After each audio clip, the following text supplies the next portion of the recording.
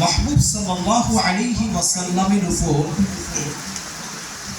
দরুদ শরীফ পাঠ করা অসংখ্য ফজিলত ও বরকত রয়েছে। রাসূল সাল্লাল্লাহু আলাইহি ওয়াসাল্লাম ইরশাদ করেন, মা জালাসা কওমুন মাজলিসান লাম ইয়াযকুরুল্লাহ ওয়া লাম ইউসাল্লু আলা নাবিয়্যিহিম ইল্লা কানা আলাইহিম তিরাদান ফা ইন শাআ আযাবাহুম ওয়া ইন শাআ গফারা।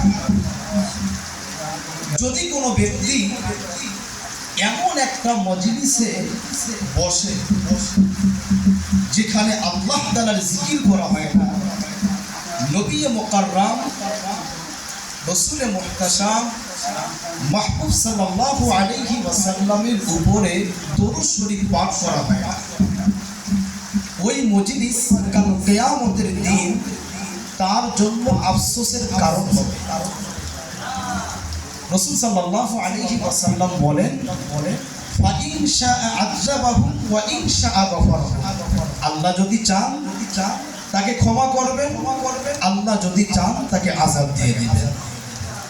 তাহলে আমাদেরকে যেই মজলিসে বসবো নবী করিম রউফুর রহিম সাল্লাল্লাহু আলাইহি ওয়াসাল্লামের উপর দরুদ শরীফ পাঠ করে নেন।